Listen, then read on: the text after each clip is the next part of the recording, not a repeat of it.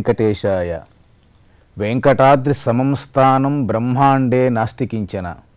వెంకటేశ సమోదేవో నభూతో నభవిష్యతి. కలియుగ ప్రత్యక్ష దేవము, ఆశ్రిత భక్తకల్పవృక్షము, భక్తుల కొంగు బంగారమైన తిరుమల శ్రీ వెంకటేశ్వర స్వామి వార్ల కరుణా కటాక్ష వీక్షణాలు అందరికీ లభించాలని సంప్రార్థన గావిస్తూ, అనంత కళ్యాణ గుణాలతో, అనంత నామాలతో సకల సృష్టికి మూలకర్త అయినటువంటి శ్రీమన్నారాయణుని మానవులమైన మనమందరం సభక్తికంగా పూజిస్తున్నాము, భజిస్తున్నాము, సేవిస్తున్నాము. అటువంటి శ్రీమన్నారాయణుడు త్రేతాయుగంలో దుష్ట శిక్షణకై, శిష్ట రక్షణకై శ్రీరాముడుగా అవతరించి ధర్మాన్ని సంస్థాపనం గావించాడు. వాల్మీకి మహర్షి శ్రీరామచంద్రుని యొక్క దివ్యమైన అవతార వైభవాన్ని 24,000 శ్లోకాలతో మనకి అందించడం జరిగింది.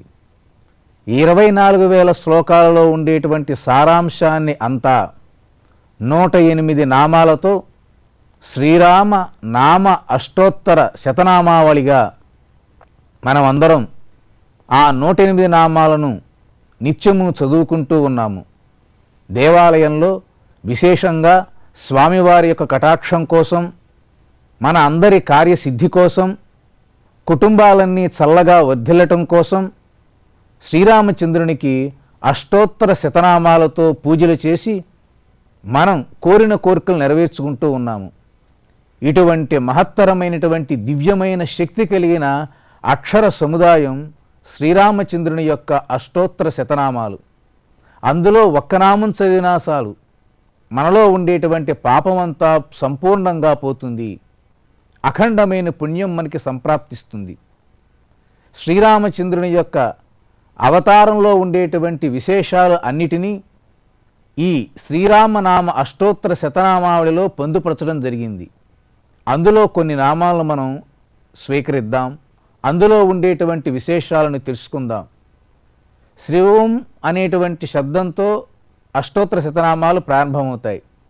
ఓం శ్రీ రామాయణ మహా, ఓం రామభద్రాయన మహా, ఓం రామచంద్రాయన మహా, ఓం శాశ్వతాయన మహా, ఓం రాజీవలోచనాయన మహా, ఓం శ్రీమతేన మహా, ఓం రఘుపంగవాయన మహా, ఓం అని ఈ విధంగా నామం ముందర ఓంకారము, నామం చివర నమః అంటే నమస్కారము అనేటువంటి భావనతో ఈ యొక్క నామాలు చదవటం ఒక సంప్రదాయం. ఈ రకంగా దేవాలయంలో పూజలు చేసేటప్పుడు మనం కూడా ఆ నామాలు అనుకున్నా, మనం కూడా ఆ నామాల యొక్క గొప్పదనాన్ని తెలుసుకున్నా అది శ్రీరామచంద్రునికి ఎంతో ప్రీతికరమైన అంశముగా మన పెద్దలందరూ చెప్తూ ఉంటారు. ఈ రామనామాలలో అత్యున్నతమైనది, ప్రథమమైనది, విశేషమైన అంశము కలిగినది తాటకాంతకాయ నమః అనేటువంటిది. శ్రీరామచంద్రుడు దుష్ట శిక్షణ తాటకితో మొదలుపెట్టాడు అనేది రామాయణం చెప్తుంది. తాటకి యక్షిణి, అపారమైన బల పరాక్రమాలు కలిగినది. అయితే సద్బుద్ధి లేకపోవటం మూలంగా దుర్మార్గమైనటువంటి తత్వంతో వినాశనాన్ని కలిగిస్తూ ఆమె తన యొక్క పుత్రుల చేత విశ్వామిత్రుని యొక్క యాగాన్ని ఎప్పటికప్పుడు ధ్వంసం చేస్తూ ఉండటం కారణంగా విశ్వామిత్రుడు శ్రీరామచంద్రుణ్ణి కోరుకుని అతనితో పాటు లక్ష్మణుడు కూడా ఈతెంచగా ఇరువురిని తీసుకుని యాగరక్షణకై బయలుదేరి వస్తూ ఉన్నటువంటి సమయంలో తాటకి ఎదురు పెడితే విశ్వామిత్రుడు యొక్క ఆజ్ఞతో తాటకిని వధించాడు శ్రీరాముడు. ఇటువంటి తాటకిని వధించడంతోనే శ్రీరాముని యొక్క బల పరాక్రమాలు మొట్టమొదటిసారిగా ప్రపంచానికి తెలియవస్తూ ఉన్నాయి. రాముని యొక్క అపారమైనటువంటి పరాక్రమ శక్తికి నిదర్శనంగా శ్రీరామచంద్రుని అష్టోత్తర శతనామావళిలో తాటకాంతకాయ నమః అనేటువంటి నామం చాలా విశేషంగా సంప్రదాయం తెలిసిన వారు చెబుతూ ఉంటారు. ఈ విధంగా తాటకిని వధించిన తర్వాత అనేక రకాలైనటువంటి కార్యక్రమాలన్నీ నిర్వహిస్తూ అహల్యా శాప విమోచనాన్ని కలిగించటం అనేటువంటి అంశం కూడా చాలా గొప్పది. ఎందుకంటే రావణాసురుడు యొక్క బాధలను తట్టుకోలేక దేవతాదులందరూ, ఇంద్రాదులందరూ శ్రీమన్నారాయణ్ణి ప్రార్థిస్తే ఆయన త్రేతాయుగంలో శ్రీరామచంద్రునిగా భూలోకంలో అవతరించడం జరిగింది. కానీ రామావతారాన్ని కొన్ని వేల సంవత్సరాలకి ముందుగానే ఊహించినటువంటి మహనీయుడు గౌతమ మహర్షి. ఇంద్రునికి శాపం ఇచ్చి, అహల్యకు శాపం ఇచ్చి, తర్వాత అహల్యతో త్రేతాయుగంలో శ్రీరామచంద్రుని యొక్క దర్శనం వల్ల నీ యొక్క శాపం విమోచనమవుతుంది అని పలికాడు. అంటే ఈ 14 లోకాలలో ఎవ్వరికీ తెలియనటువంటి ఒక అద్భుతమైన దేవరహస్యం తెలిసినటువంటి మహనీయుడు గౌతమ మహర్షి.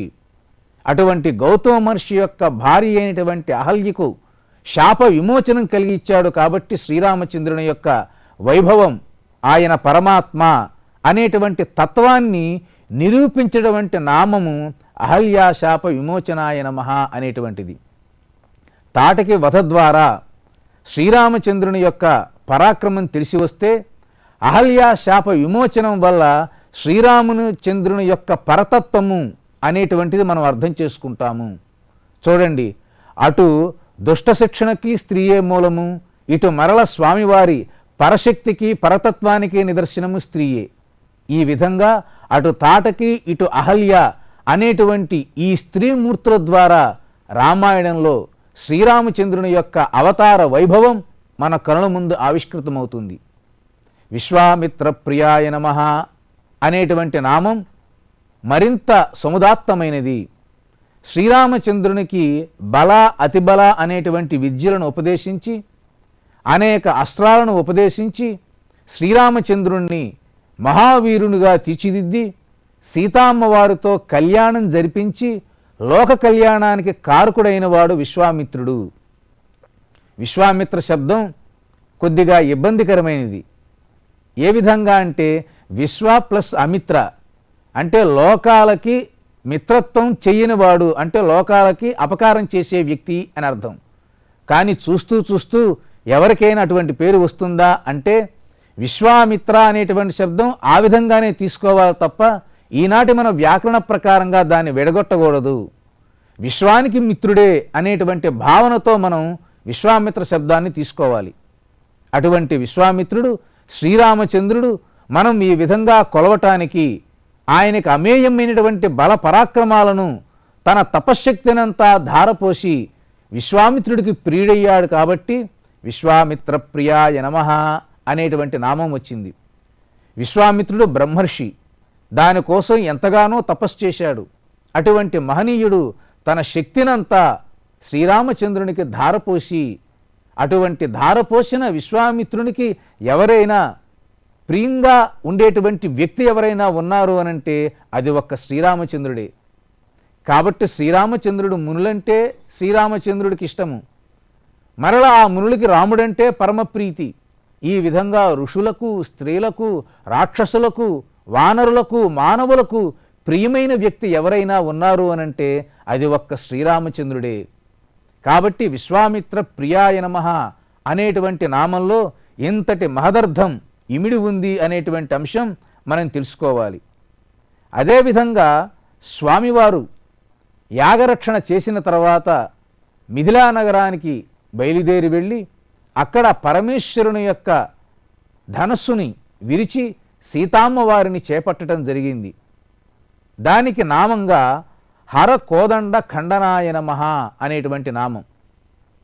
శ్రీరామచంద్రుని యొక్క పరాక్రమానికి, ఆయన విష్ణుమూర్తి అని నిరూపించటానికి, సమస్తమైన జగత్తుకంతటికి ఆయనే మూలాధారము అని చెప్పటానికి ఈ శివ ధనుర్భంగము ఒక మూలంగా నిలుస్తుంది.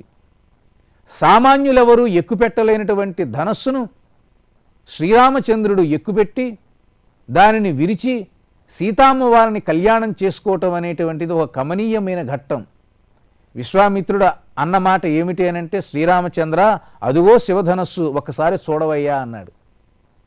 శ్రీరామచంద్రుడు ఏం చేశాడు, ఆ విధంగానే చేస్తాను అని చెప్పి విల్లుని పైకి ఎత్తడమే కాకుండా అవకాశం ఉంటే దానిని ధనుర్భంగం కూడా చేస్తాను అనేటువంటి భావనతో ఆయన మాట్లాడి ధనస్సుని ఆయన ఖండనం చేయటం జరిగింది. దీనినే పోతనామాచ్యుడు శ్రీకంఠ చాపఖండన అన్నాడు.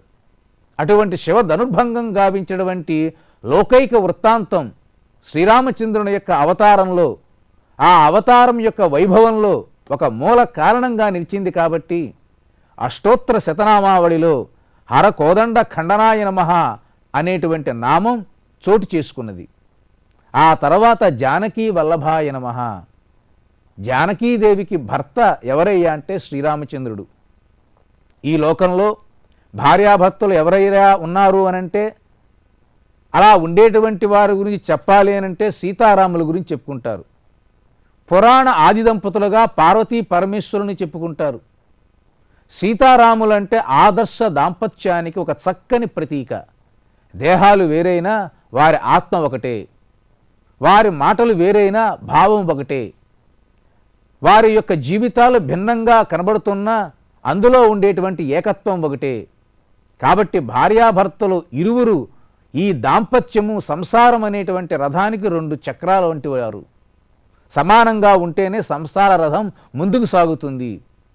కొన్ని కోటాను కోట్ల ప్రజలకందరికీ దాంపత్యము అంటే, దంపతులు అనంటే, సంసారము అనంటే, భార్యాభర్తలు అంటే, ఏకపత్ని వ్రతము అంటే నిరూపించినటువంటి నామం జానకీ వల్లభాయ నమః. శ్రీరామచంద్రుణ్ణి ఎన్ని విధాలుగా పిలిచినా ఆయనకంట సీతావల్లభుడు, జానకీ వల్లభుడని పిలిస్తే ఆయనకి మహా ఇష్టం. అందువలనే మన వాళ్ళందరూ చెప్తూ ఉంటారు, రామాయ రామచంద్రాయ రామభద్రాయ అని ఈ విధంగా ఎన్ని నామాలు పిలిచి ఆయన మేలుకొలుపు చేసినా సరే శ్రీరామచంద్రుడు నిద్రలేవలేదట. చివరికి ఆయనకి సీతాయా పతయే నమః, సీతకు పతి అయిన ఓ రామచంద్ర నిద్రలే అనంగానే ఆయన నిద్ర నుంచి లేచాడు అని కవులందరూ చమత్కారంగా చెప్తారు.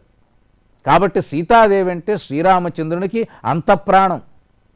అటువంటి ప్రాణప్రదమైనటువంటి సీతాదేవి వల్లభుడుగా లోకంలో ప్రచారం పొంది మన అందరి చేత పూజింపబడుతూ ఉన్నాడు. కాబట్టి శ్రీరామచంద్రుని యొక్క నామావళిలో జానకీ వల్లభాయ నమః అనేటువంటి నామం సమస్తమైన లోకంలో సంసారం చేసేటువంటి భార్యాభర్తలకందరికీ శిరోధార్యమైనటువంటి పవిత్రమైనటువంటి నామం. ఆ తర్వాత జామదగ్న మహాదర్ప దళనాయ నమః అనేటువంటి ఒక నామం. ఈ జామదగ్ని అనంటే పరశురాముడు. పరశురాముడు కూడా స్వామివారి యొక్క అవతార విశేషమే. ఆయన యొక్క అహంకారాన్ని పోగొట్టి సాత్వికుడుగా మార్చినటువంటి గొప్ప సంఘటన రామావతారం. ఒక విశేషం ఏమిటంటే, ఒక అవతారం ఉండగా రెండో అవతారం ఉండేటువంటి అవకాశం పురాణాల ద్వారా మనకి కనిపించదు. వామనావతారం అయిపోయింది, పరశురామావతారం వచ్చింది, నరసింహావతారం అయిపోయింది, వామనావతారం వచ్చింది, ఒక అవతారం అయిన తర్వాత ఇంకో అవతారం. కానీ రామావతారంలో 2 అవతారాలు కలిసి ఉన్నాయి. అటు పరశురామావతారం, ఇటు రామావతారం. రామావతారం వచ్చిన తర్వాత పరశురామావతార ప్రయోజనం పెద్దగా ఉండదు.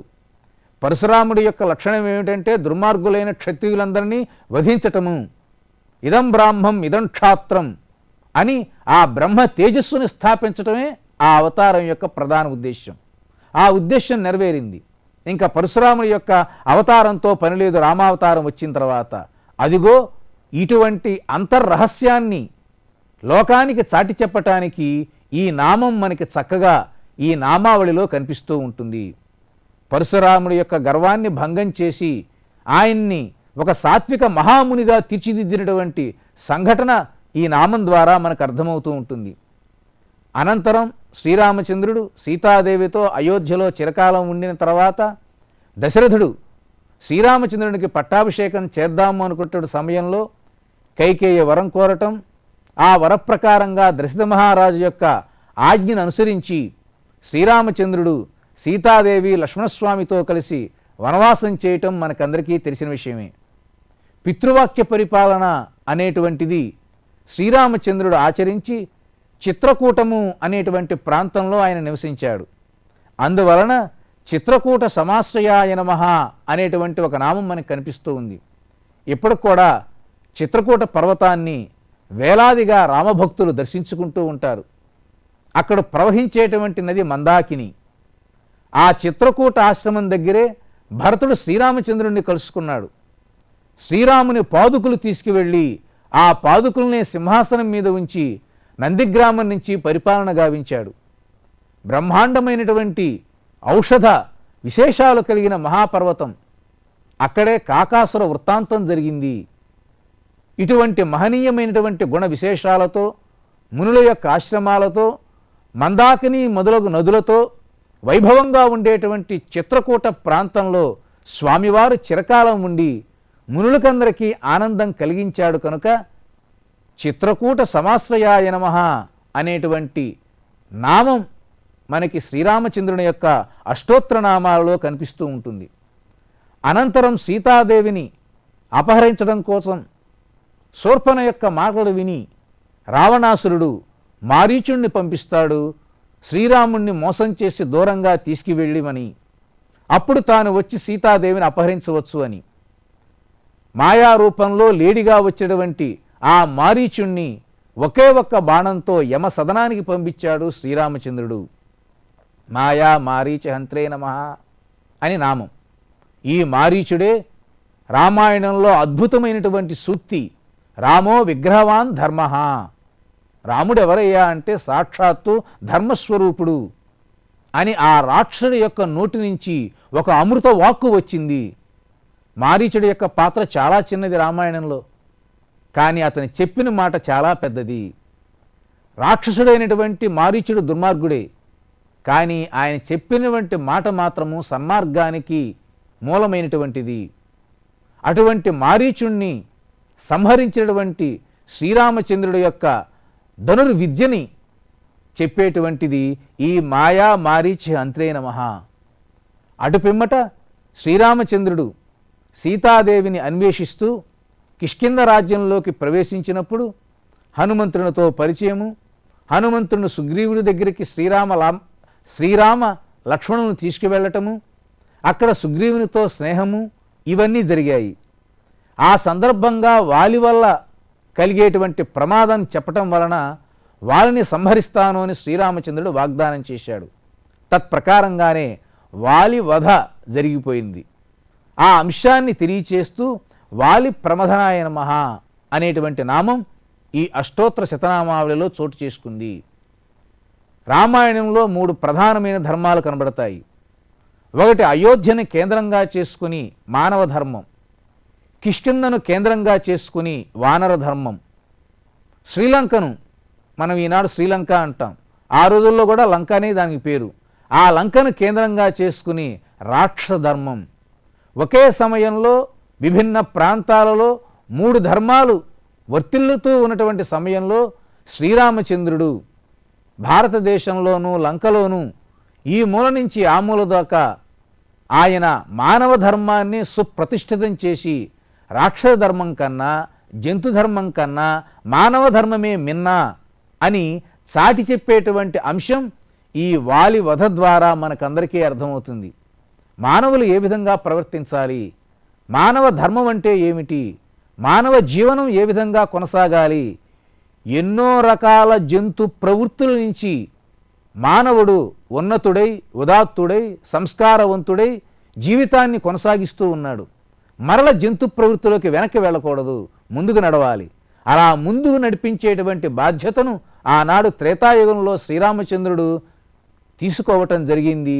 అది కిష్కింధలో సుగ్రీవుణ్ణి రాజ్యంలో ఆయన్ని నిలబెట్టి రాజుగా చేసి ఇతరమైనటువంటి కార్యక్రమాలన్నీ ధర్మబద్ధంగా నిర్వహించటంలో మనకు కనిపిస్తూ ఉంటుంది. సుగ్రీవేప్సిత రాజ్యదాయ నమః అనేటువంటి నామం. సుగ్రీవుణ్ణి రాజుగా చేశాడు శ్రీరామచంద్రుడు. అడిగారు చాలామంది, ఏమండి భరతుడు అడిగితే మీరు పాదుకులు ఇచ్చారు, సుగ్రీవుడికోనో రాజ్యం ఇచ్చారు, రావణాసురుడు చనిపోయిన పిమ్మట విభీషణుడికి లంకారాజ్యం ఇచ్చారు, రేపు పొద్దున భరతుడు అడిగితే అయోధ్య రాజ్యం కూడా ఇచ్చేస్తారా అంటే ఇచ్చేస్తాను అన్నాడు ఆయన. లక్ష్మణుడు అడిగినా ఎవరడిగినా ఇచ్చేస్తాను నేను రాజ్యం, నాకు రాజ్యం కాదు ముఖ్యము, నన్ను కోరుకున్న వారు నిరాశతో ఉండకూడదు, నన్ను శరణాగతి కోరుకున్న వాళ్ళు కోరిక తీర్చలేడు శ్రీరాముడు అనుకోకూడదు అన్నాడు. అది శ్రీరామచంద్రుని యొక్క ధర్మము. ధర్మం కోసం తన రాజ్యాన్నైనా పరిత్యజించడానికి ఆయన సంసిద్ధత వ్యక్తం చేసినటువంటి మహనీయమైనటువంటి వ్యక్తి. కాబట్టి సుగ్రీవునికి రాజ్య ప్రదానం చేసి తాను మాత్రం యథాప్రకారంగా ముని జీవనాన్ని గడుపుతూ ఉన్నాడు. అటు పిమ్మట ఆంజనేయ స్వామి వారు లంకలో సీతామ్మవారిని దర్శించుకుని సీతామ్మవారి యొక్క వార్తను శ్రీరామునికి తెలియచేసిన పిమ్మట వానర సైన్యంతో స్వామివారు లంక వైపు కదిలారు. మధ్యలో సముద్రం అడ్డు వచ్చింది. సేతువు నిర్మించారు స్వామివారు. సేతుకృతే నమః అని ఒక నామం. అంటే ఈరోజు కూడా ఆశ్చర్యకరమైన అంశం ఏంటంటే సముద్రం మీద వారధి కట్టడం అనేటువంటిది. ఇటువంటి వారధి కట్టాలి అనంటే ఎన్ని రాళ్ళు, ఎన్ని వేల లక్ష కోట్ల టన్నుల ఇసుక సిమెంటు వేస్తే పైన వారధి వస్తుంది. ఇది సాధ్యమా? అటువంటి అసాధ్యమైన కార్యక్రమాన్ని సుసాధ్యం చేశాడు శ్రీరామచంద్రుడు. వానరుల సహాయంతో నీటి మీద తేలేటువంటి రాళ్లను వేసి సముద్రుడు కూడా ఆ వరాన్ని ఇవ్వటం కూడా జరిగింది. నీరాదులకు కూడా ఆ వరం ఉన్నది. కాబట్టి ఆనాటి ప్రపంచంలోనే నీటి మీద తేలియాడేటువంటి వంతెన మొదటిసారిగా నిర్మించినటువంటి మహానుభావుడు ఎవరయ్యా అంటే శ్రీరామచంద్రుడు. ఆయన పట్ల సముద్రుడు కూడా కరుణించాడు చూడండి. కాబట్టి మానవులు తలుచుకుంటే ఈ ప్రకృతి మనకి సహకరిస్తుంది. మానవులు గనక సరిగ్గా ఉండకపోతే ప్రకృతి వికృతి అవుతుంది, మానవ జీవనం విధ్వంసమైపోతుంది. ప్రకృతితో సహజీవనం ఏ విధంగా చేయాలో శ్రీరామచంద్రుని చూసి మనం నేర్చుకోవాలి. కాబట్టి సముద్రుడిని ప్రార్థించి సముద్రుడి యొక్క వరంతో వానరాదుల యొక్క సహాయంతో సేతును నిర్మించి లంకలోకి వెళ్ళి రావణాసురుని వధించడం జరిగింది శ్రీరామచంద్రుడు. ఆ సందర్భంగా దశగ్రీవ శిరోహరాయ నమః అనేటువంటి ఒక నామం. దశ శిరస్సులు కలిగినటువంటి రావణాసురుణ్ణి వధించాడు అనేటువంటి అంశాన్ని ఈ నామం మనకి తెలియచేస్తూ ఉంది. అనంతరం విభీషణ ప్రతిష్టాత్రే నమః, విభీషణుణ్ణి లంకా రాజ్యంలో ప్రతిష్ఠ చేశాడు, అంటే ఆ రాజ్యాన్ని ఇచ్చాడు. చూడండి, శ్రీరామచంద్రుడు పరోక్షంగా భరతుడికి రాజ్యాన్ని ఇచ్చినట్టే కిష్కింధలో సుగ్రీవుడికి రాజ్యం ఇచ్చాడు, లంకలో విభీషణుడికి రాజ్యం ఇచ్చాడు తప్ప ఆయన మాత్రం ఏ రాజ్యమూ తీసుకోలే. ఆయన రాజాధిరాజు, చక్రవర్తి. శ్రీరామచంద్రుని చక్రవర్తిగా మనం సంభావిస్తూ ఉంటాం, సార్వభౌముడిగా పరికీర్తిస్తూ ఉంటాం. అటువంటి మహానుభావుడు విభీషణుణ్ణి సుప్రతిష్ఠితం చేసి లంకలో కూడా మానవ ధర్మాన్ని ఏర్పాటు చేశాడు. తిరిగి అయోధ్యకు వచ్చి పట్టాభిషేకం చేసుకుని ప్రజానురంజకంగా పరిపాలన చేశాడు. 10,000 సంవత్సరాలకు పైగా 100 అశ్వమేధ యాగాలు చేశాడు. ఒక యాగం చేయటమే కలియుగంలో చాలా కష్టం. త్రేతాయుగంలో శ్రీరామచంద్రుడు 100 అశ్వమేధ యాగాలు చేశాడు. అందువలనే అష్టోత్తర ఈ శతనామావళిలో సర్వయజ్ఞాధిపాయ నమః, యజ్ఞనే నమః అనేటువంటి నామాలు మనకు కనిపిస్తూ ఉంటాయి. స్వామివారు ఆ అశ్వమేధ యాగం చేసి ప్రజలకందరికీ సుఖ సంతోషాలు కలిగించి నెలకి 3 వానలు కురిసే విధంగా చేసి చక్కని పాడి పంటలతో ఈనాటికి కూడా మనం రామరాజ్యము అని అంటున్నాం. అటువంటి రామరాజ్యాన్ని ఈ యజ్ఞాల ద్వారా తన ధర్మ నిష్ఠతో స్వామివారు స్థాపించారు.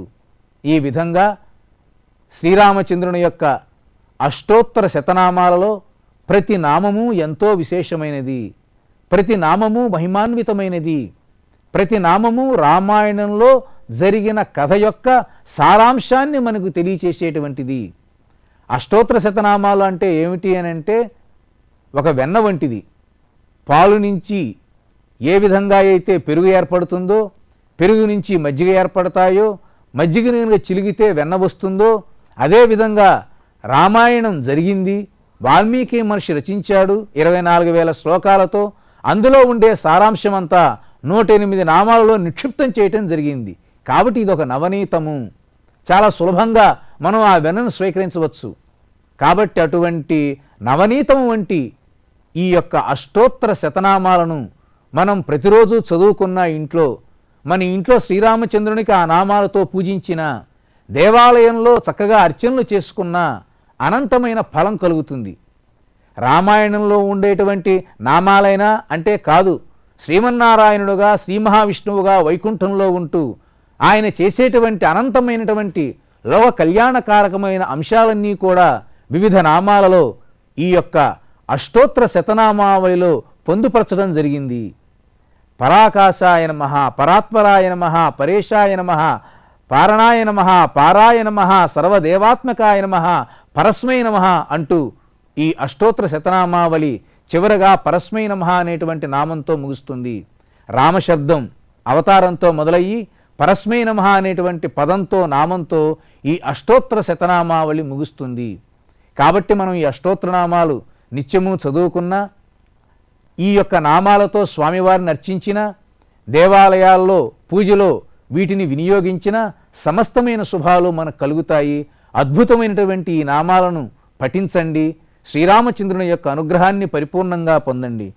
ఆపదామపహర్తారం దాతారం సర్వసంపదాం లోకాభిరామం శ్రీరామం భూయో భూయో నమామ్యహం.